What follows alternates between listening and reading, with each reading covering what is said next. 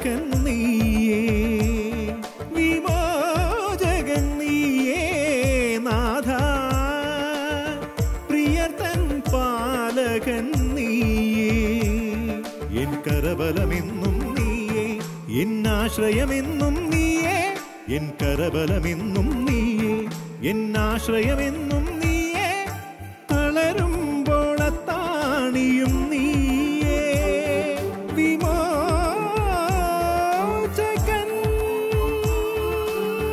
നീയേ നാഥ.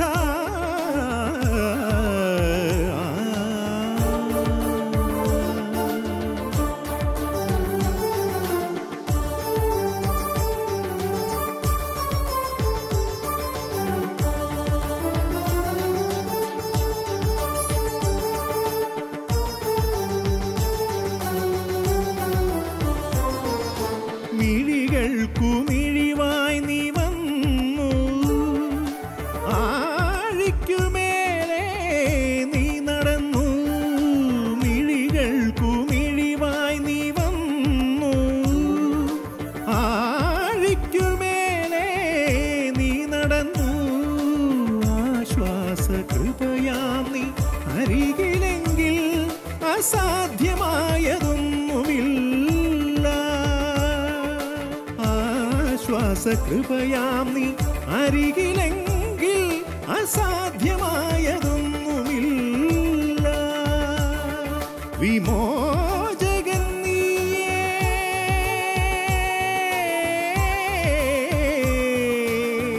നാഥ.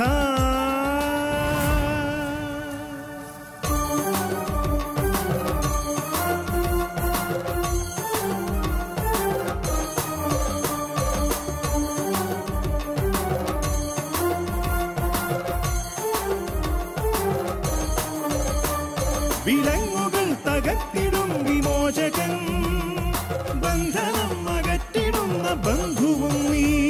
വിലങ്ങുകൾ തകർത്തിടും വിമോചകൻ, ബന്ധനം അകറ്റിടുന്ന ബന്ധുവും നീ. വീരയോദ്ധാവായി ചാരയെങ്കിൽ നീ വിജയം വിജയം പാരിലെ ജീവിതം. വീരയോദ്ധാവായി ചാരയെങ്കിൽ നീ വിജയം വിജയം പാരിലെ ജീവിതം.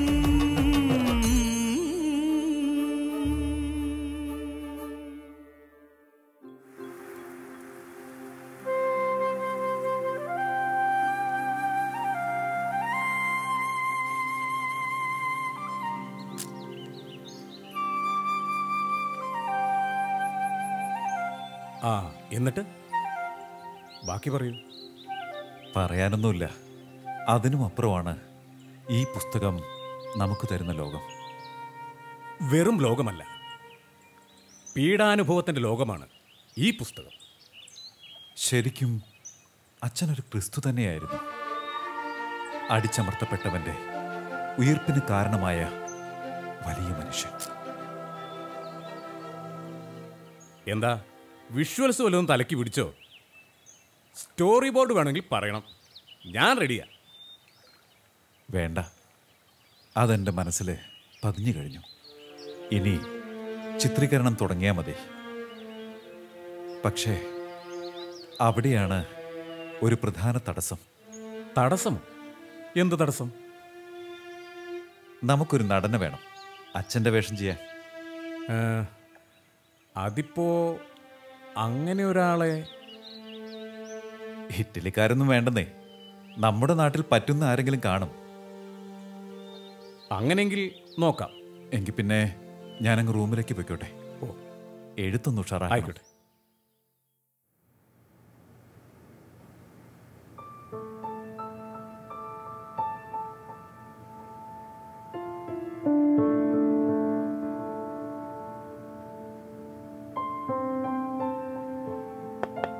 Yes, come in. നമസ്കാരം. എഴുത്തിലാണോ? അല്ല, ഇരിക്കേ. ഓ, ഞാൻ മലബാറിലെ ദളിത് ക്രൈസ്തവ ചരിത്രം വായിക്കുകയായിരുന്നു. ഓ, അല്ല, ഇതാരാ? ഇതാണ് സ്റ്റാൻലി, നമ്മുടെ നാട്ടിലെ ഒരു കലാകാരനാണ്. നിങ്ങളുടെ കഥാപാത്രത്തിന് പറ്റുമോ? നമസ്കാരം. ഞാൻ സാറിനെ കുറിച്ച് കേട്ടിട്ടുണ്ട്. ഇപ്പോൾ വായിച്ചുകൊണ്ടിരിക്കുന്ന പുസ്തകം എൻ്റെ പേരുകാരൻ എഴുതിയതാ, സ്റ്റാൻലി പാട്രിക്. അതെ അതെ, ഇതൊരു നല്ല ചരിത്ര പുസ്തകമാണ്. ചരിത്രമൊക്കെ അവിടെ നിൽക്കട്ടെ, നിങ്ങൾ ഇയാളുടെ കാര്യം പറ.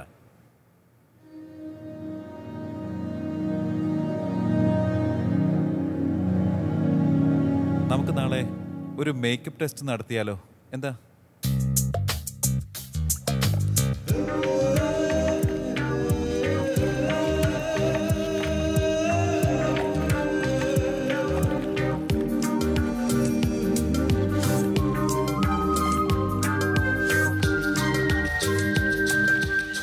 കൊള്ളാം, നന്നായിട്ടുണ്ട്. Thank you sir.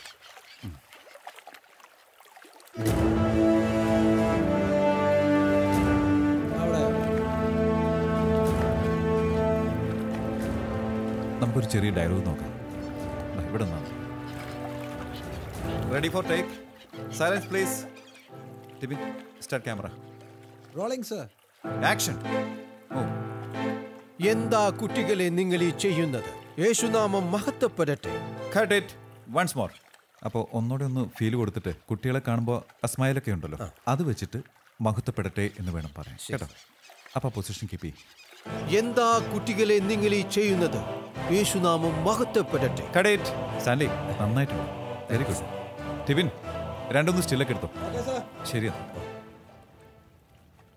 ഇറ്റലിയിലെ വെനീസ് നഗരത്തിന് സമീപം ഫോണ്ടിനെല്ലി ഗ്രാമത്തിൽ ടഫ്രേൽ എന്ന കർഷക കുടുംബത്തിലെ 12ാമനായി അച്ഛൻ ഭൂജാതനായി.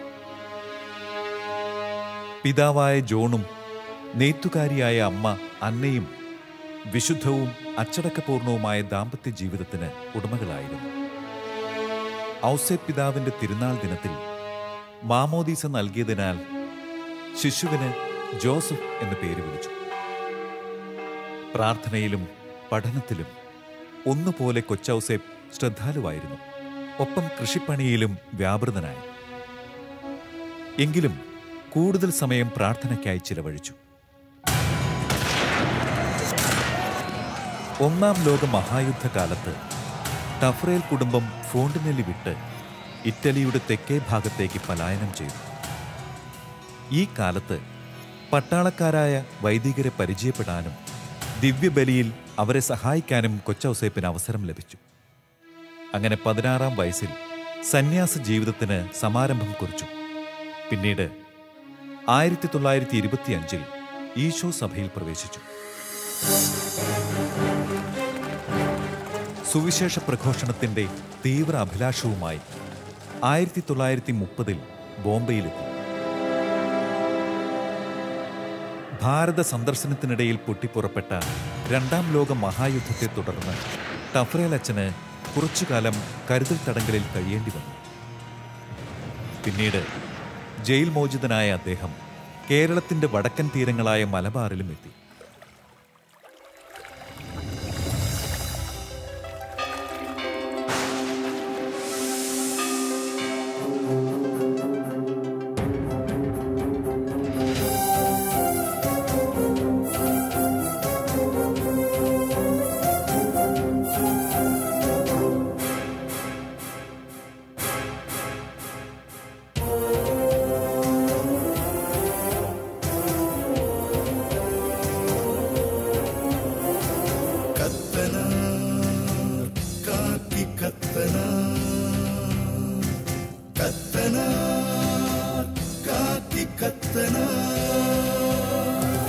ജീവിത ചെയ്തികളെല്ലാം വിപ്ലവമാക്കിയ കത്തന കാക്കി കത്തന.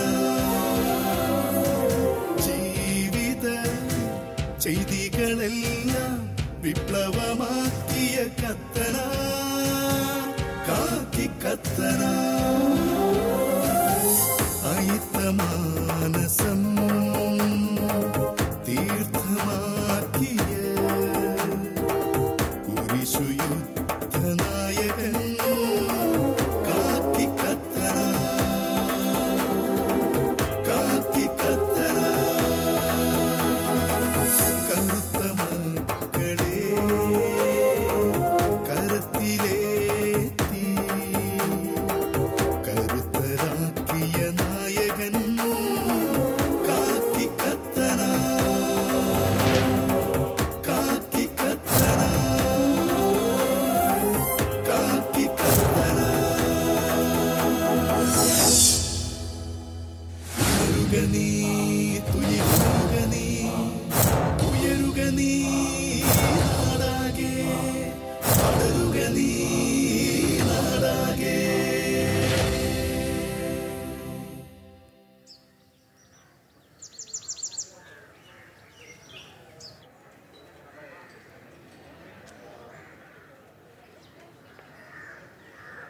അൽഫോൻസ്, കുറച്ചു നേരമായല്ലോ ഈ മൗനം. മാട്ടൂൽ വിശേഷങ്ങളൊന്നും പറഞ്ഞില്ല. ഓ വിമൽ സർ, തിടുക്കപ്പെടാതെ. അച്ഛനെക്കുറിച്ചുള്ള ഒരുപാട് കാര്യങ്ങൾ എൻ്റെ മനസ്സിലുണ്ട്. ഒരു ചിത്രീകരണത്തിന് വേണ്ടിയാകുമ്പോൾ അടുക്കും ചിട്ടയും ഒക്കെ വേണ്ടേ? തീർച്ചയായിട്ടും സംഭവങ്ങൾ കൃത്യവും സത്യസന്ധവുമായിരിക്കണം. അതെ അതെ. ഫാദർ സെക്വേരിയെക്കുറിച്ച് ഞാൻ നേരത്തെ പറഞ്ഞിരുന്നല്ലോ. അച്ഛൻ സ്ഥലം മാറിപ്പോയതിനു ശേഷമാണ് ടഫ്രേലച്ചൻ പകരക്കാരനായി മാട്ടൂലെത്തിയത്. സെക്യൂരി അച്ഛൻ തുടങ്ങിവെച്ച പല പ്രവൃത്തികളും ടഫ്രേൽ അച്ഛൻ പൂർത്തീകരിച്ചതായി കേട്ടിട്ടുണ്ട്. എങ്കിൽ നമുക്ക് അങ്ങോട്ട് പോകാം. ബാക്കി നേരിൽ കാണാം.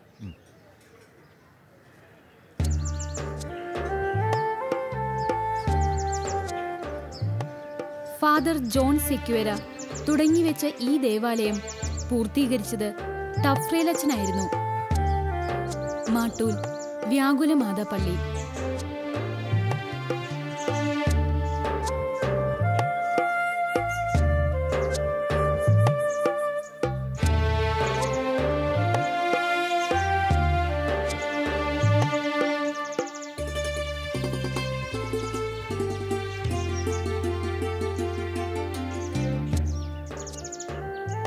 ഒരു കാലത്ത് ഈ സ്ഥാപനം ഒരുപാട് പേരുടെ ഉയർച്ചയ്ക്കും വളർച്ചയ്ക്കും കാരണമായിട്ടുണ്ട്. പാർശ്വവൽക്കരിക്കപ്പെട്ടവരും ദരിദ്രരുമായ കുഞ്ഞുമക്കൾക്ക് അഭയവും ആലംബവുമായിരുന്നു ഈ കേന്ദ്രം.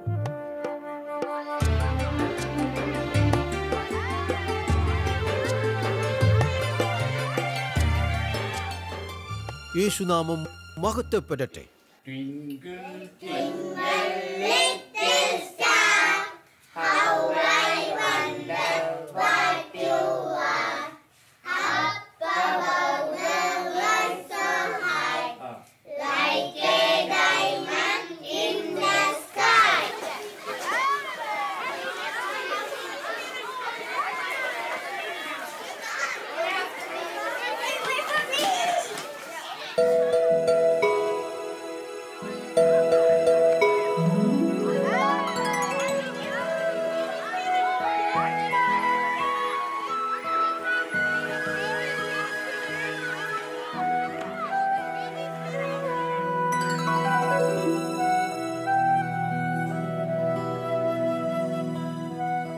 കുഞ്ഞുമക്കളെ ലാളിക്കുന്നതിനും പരിചരിക്കുന്നതിനും അച്ഛൻ ഏറെ സമയം ചിലവഴിച്ചിരുന്നു.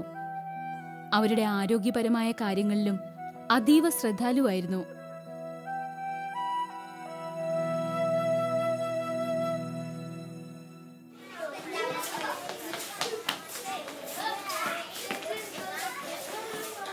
പകൽ മുഴുവൻ അദ്ദേഹം നാട്ടിൻപുറങ്ങളിൽ ചുറ്റി സഞ്ചരിച്ച് തൻ്റെ കുഞ്ഞാടുകളുടെ ക്ഷേമം അന്വേഷിക്കും. പലരെയും സാമ്പത്തികമായി സഹായിക്കും. ആഴ്ചയിൽ ഒരു ദിവസം വൃദ്ധരും വിധവകളുമായ സ്ത്രീകൾക്ക് പ്രത്യേക സഹായങ്ങളും തൊഴിൽ പരിശീലനങ്ങളും നൽകി. നാട്ടിലെ പ്രമാണിമാരുടെ അടിമകളായിരുന്നു അന്ന് ദളിത് ക്രൈസ്തവർ. ജെസ്യൂട്ട് മിഷണറിയായ ഫാദർ ടെഫ്രേൽ എസ്. പീറ്റർ കൈറോണി അച്ഛനോടൊപ്പം മാട്ടൂൽ മിഷനിലേക്ക് കടന്നു വന്നു. പീറ്റർ കൈറോണി അച്ഛൻ്റെ പിന്തുടർച്ചയായിരുന്നു അദ്ദേഹത്തിൻ്റെ പ്രവർത്തനം. അദ്ദേഹത്തിൻ്റെ പ്രമുഖമായ പ്രവർത്തന മേഖല മാട്ടൂളിൽ ഇവിടുത്തെ ബോയ്സ് ഹോമിൻ്റെ പ്രവർത്തനമായിരുന്നു. ബോയ്സ് ഹോം പ്രവർത്തനം ആരംഭിച്ചു. അതിൻ്റെ പുരോഗതിക്ക് വേണ്ടി അദ്ദേഹം അക്ഷീണം പ്രയത്നിച്ചു. തുടർന്ന് മാട്ടൂളിൻ്റെ അജപാലന രംഗത്തേക്കും അദ്ദേഹം കാര്യമായ സംഭാവനകൾ നൽകി. ആളുകൾക്ക് വീടും സ്ഥലവുമായി തൻ്റെ അജപാലന മേഖല വിപുലീകരിച്ചു. അവിടെ മത രാഷ്ട്രീയ ഭേദമന്യേ എല്ലാവരെയും ഒരുപോലെ കാണുവാനും സഹോദരങ്ങൾ പോലെ അവരെ പരിപാലിക്കുവാനും അദ്ദേഹത്തിന് സാധിച്ചു എന്നത് വളരെ പ്രത്യേകരമായി എടുത്തു പറയേണ്ട കാര്യമാണ്.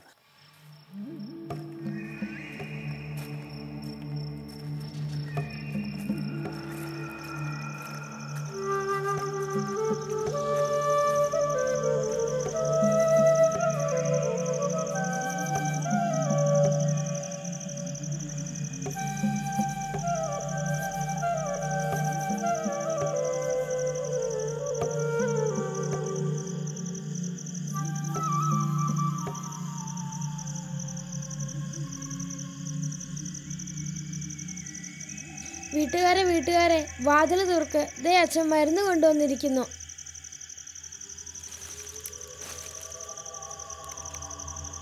അമ്മ കിടപ്പിലാണ്.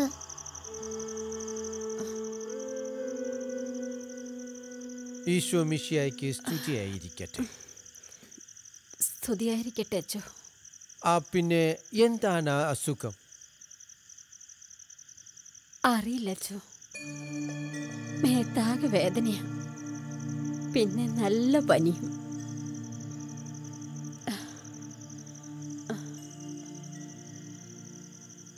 നല്ല ചൂടുണ്ട്. കുറച്ച് കഞ്ഞിവെള്ളം കൊണ്ടുവരൂ.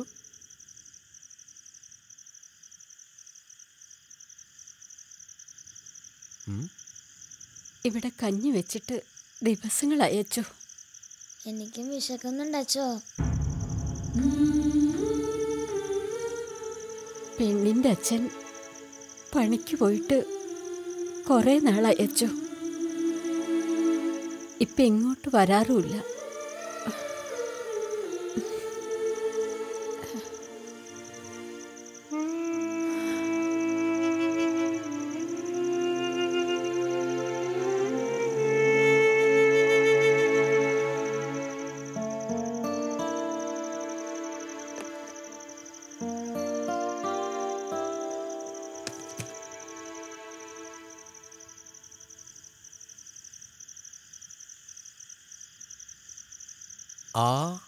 ഇപ്പോൾ ഇത് കുടിക്കൂ.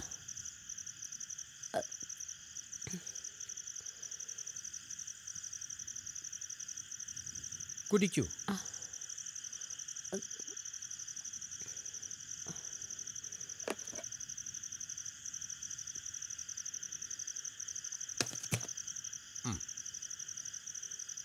കൈനീട്ടു. നീ പോയി അരി വാങ്ങിച്ചു കൊണ്ടുവാ. എന്നിട്ട് കഞ്ചി കുടിച്ചതിന് ശേഷം ഈ മരുന്ന് അമ്മയ്ക്ക് കൊടുക്കണം. കേട്ടോ? God bless you.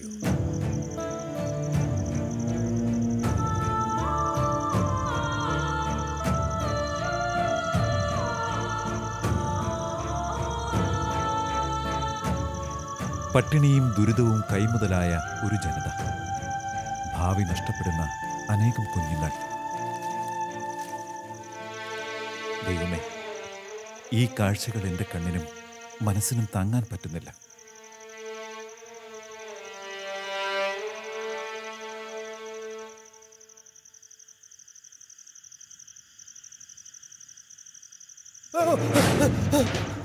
Oh Jesus, എന്നെ പാമ്പ് കടിച്ച്. അയ്യോ അച്ഛനെ പാമ്പ് കടിച്ചേ. Stop, stop.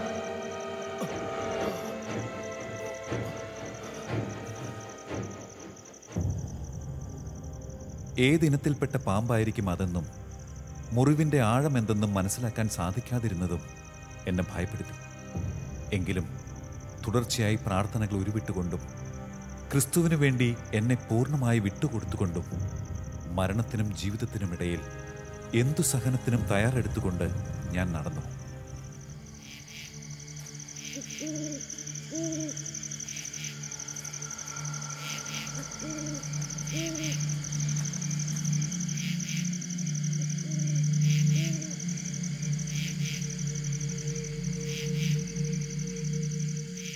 ഏയ് വീട്ടുകാരെ, വീട്ടുകാരെ, ഇവിടെ ആരുമില്ലേ?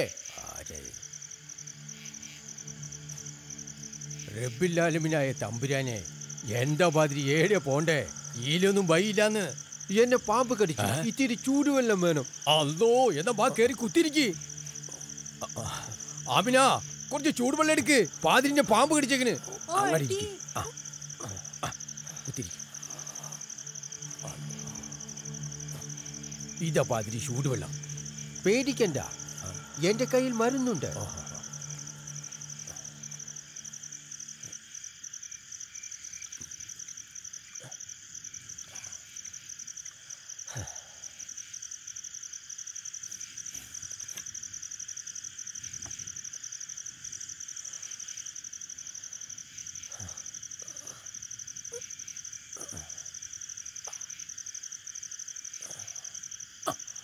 പിന്നെ കുടിക്കാൻ. അല്ല, പാതിരിന്റെ പേരെന്താ? ടെഫ്രേൽ. സഹായത്തിന് നന്ദി. എന്നാ ഞാൻ പോട്ടെ. അപ്പൊ ഇങ്ങളാണത്. പെരുത്ത് കേട്ടേക്കിന് പാവങ്ങളെ സഹായിക്കണ ഇങ്ങളെ പടച്ചോൻ രക്ഷിക്കൂന്ന്. ഇങ്ങക്കൊന്നും ആവൂലെന്ന്. പാതിരി വാ, ഇങ്ങളെ ഞമ്മള് പള്ളി കൊണ്ടാക്കുന്നു. വാ വാ ഇറങ്ങിക്കോളി. ആമിന ഇജ്ജ് വാതിലടച്ചോളി.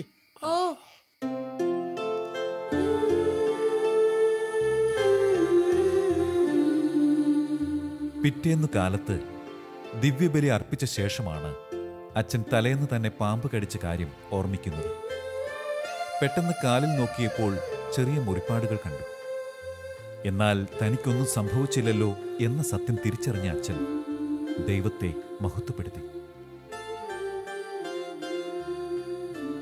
ഇതാ ഞാൻ ദൈവം എനിക്കായി തിരഞ്ഞെടുത്തു നൽകിയ ജനത്തിനു വേണ്ടി സ്വയം ത്യജിക്കുവാൻ, ആത്മസമർപ്പണം ചെയ്യുവാൻ ഞാൻ സന്നദ്ധനാണ്. മരണം എന്നെ കൊണ്ടുപോകും വരെ ദൈവത്തിൻ്റെ ഉപരിമഹത്വത്തിനായി അനുനിമിഷം ജ്വലിച്ചു തീരാൻ ഞാൻ ഒരുക്കമാണ്. അത് ഏതെങ്കിലും ഒരു പ്രത്യേക ജനവിഭാഗത്തിന് മാത്രമായല്ല, ഈ ലോകത്തിന് മുഴുവനും വേണ്ടി നമുക്ക് നന്മ ചെയ്യണം.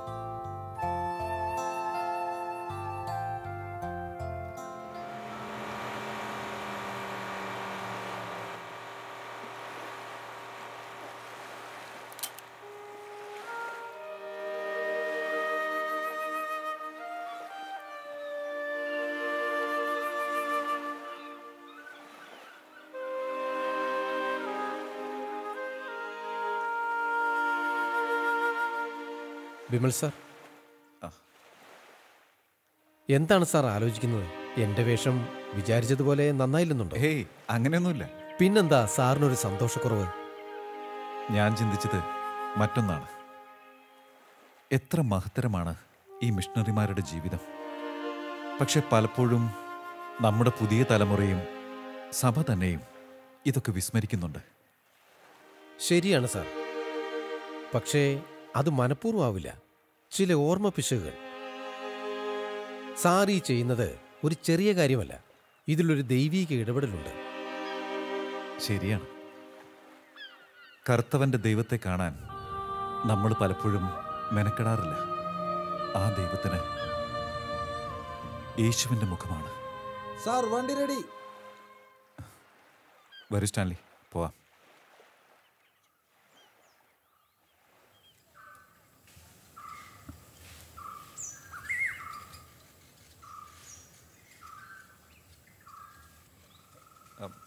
മാഷേ. ആ വിമലോ, ഇരിക്കൂ. എന്താ ഇന്ന് ഷൂട്ടൊന്നുമില്ലേ? ഇല്ല. എന്താ, എന്തു പറ്റി? ഇന്നൊരു ബ്രേക്ക് എടുത്തു. ഇപ്പോഴേ തളർന്നു? ഹേയ്, തളർച്ചയൊന്നുമില്ല. ഒരു ജനതയുടെ വീരനായകനെക്കുറിച്ച് പ്രോഗ്രാം ചെയ്യുമ്പോൾ തളർച്ചയോ? എങ്കിൽ പിന്നെ വീടിനെ പറ്റി ചിന്തിച്ചു കാണും അല്ലേ? മാഷാള് ഭയങ്കരനാ, എല്ലാം മനസ്സിലാക്കും. അത് തന്നെയാ കാര്യം. വീട് വരെ ഒന്ന് പോയാലോ എന്നൊരാലോചന. അതിനെന്താ, പോണം. സ്വന്തം നിർമ്മാണം, സ്വന്തം സംവിധാനം, പിന്നെ പോയാലെന്താ? ശരി തന്നെ. എങ്കിലും ഇപ്പോഴത്തെ ഈ സ്പിരിറ്റിൽ ഇതങ്ങ് തീർന്നു കിട്ടിയാൽ നല്ലതാ. കലാകാരൻ എപ്പോഴും അങ്ങനെ. കുടുംബത്തേക്കാൾ പ്രതിബദ്ധത തൻ്റെ കലയോടും സമൂഹത്തോടുമായിരിക്കും. ഒരു കണക്കിന് ഇതും ഒരു മിഷണറി പ്രവർത്തനമാണ്. എങ്കിൽ പിന്നെ അങ്ങനെ തന്നെയാവാം. വല്ലപ്പോഴും പള്ളി പോകുന്ന ഞാൻ ഈ ത്യാഗമെങ്കിലും ചെയ്തില്ലെങ്കിൽ കർത്താവ് പൊറുക്കില്ല. Vimal, be a man, be an artist എന്നല്ലേ പ്രമാണം. മഹാനായ മനുഷ്യസ്നേഹിയും ദേവരാജ്യ പ്രഘോഷകനുമായ ടഫറേൽ അച്ഛൻ്റെ നാമത്തിൽ നിങ്ങൾക്ക് ശാന്തി സമാധാനവും ഉണ്ടാകട്ടെ. ആമേൻ.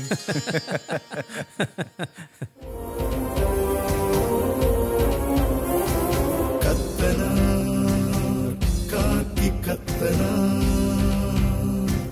കത്തന കാക്കി കത്തന